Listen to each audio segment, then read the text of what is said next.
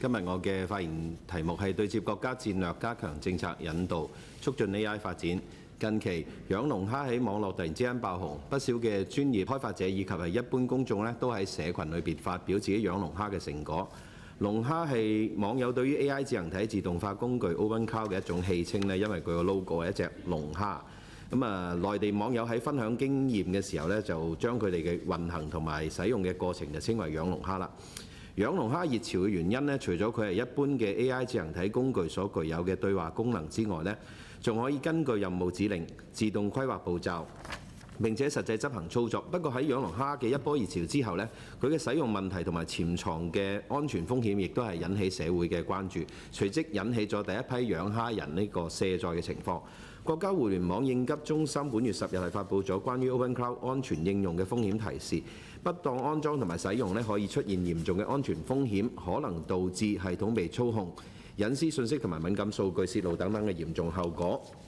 工業和信息化部網絡安全威脅和漏洞信息共享平台發布關於防範 OpenCloud 安全風險嘅6要6不要建議。國家安全部日前亦都發布咗龍蝦安全養殖手冊。人工智能已經成為咗重構全球生產力形態、引領新一輪科技革命嘅重要變量。啱啱結束嘅兩會審議通過嘅15規劃綱要提出，要全方位推進數字化技術賦能，全面實施人工智能加行動，搶佔人工智能產業應用制高點，全方位賦能千行百業。本澳正喺度編製35規劃，要主動對接15規劃。透過培育人工智能等新興產業，紮實推動經濟適度多元發展。但喺今次嘅養龍蝦熱潮裏邊我哋睇得到政府應對係欠缺咗一定嘅主動性同積極性，不利於推進人工智能新興產業嘅發展。為此，本人提出以下3點建議：第一係提升風險意識，促進 AI 發展。面對養龍蝦背後嘅潛藏多重風險，內地相關部委適時推出風險提示同埋安全使用建議，引導用戶規避風險，喺健康安全嘅軌道上面使用人工智能工具。反觀本澳喺呢個熱潮裏邊未見政府有，特別係面對一般市民大眾嘅推出措施或者警示出台，敏鋭度同埋主動性不足。呢度補充一下，面向業界嘅警示，例如網安中心所發出嘅警示係有嘅。我哋一啲專業嘅領域人員嚟講一般市民大眾往往係更加容易喺各類型所謂嘅新型嘅熱潮中係蒙受損失嘅。建議政府加強對市民大眾喺人工智能領域安全風險嘅意識教育，積極對接國家戰略，推進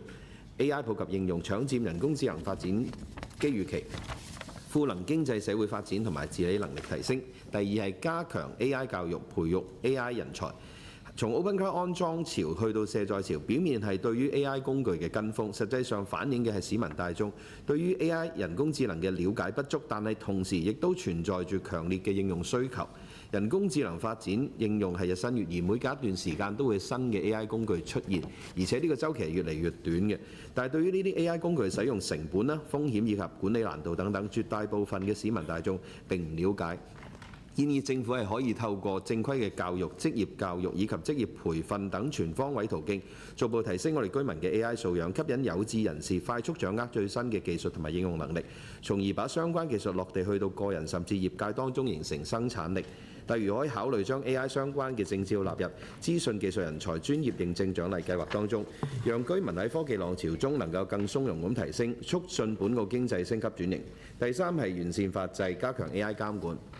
AI 技術嘅快速發展以及商業化應用係引發咗一系列法律倫理以及監管問題。唔少國家同地區正加緊制定相應嘅法律法規，以確保技術發展符合倫理規範。內地早喺23年已經施行咗生成式人工智能服務管理暫行辦法，歐盟24年實施咗人工智能法案，香港去年亦都公布咗生成式人工智能技術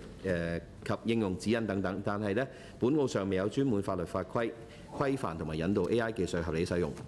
15規劃綱要提出要完善人工智能領域嘅法律法規、政策制度、應用規範、倫理準則，推動建立人工智能全生命週期風險管理制度。本人建議政府研究同埋參考內地以及其他國家或者地區相關嘅經驗做法啦，制定本澳人工智能應用指引，喺鼓勵創新同埋合理監管之間取得平衡，同時喺人工智能等新興領域國際規則嘅中國方案構建過程中係貢獻澳門嘅力量。多謝。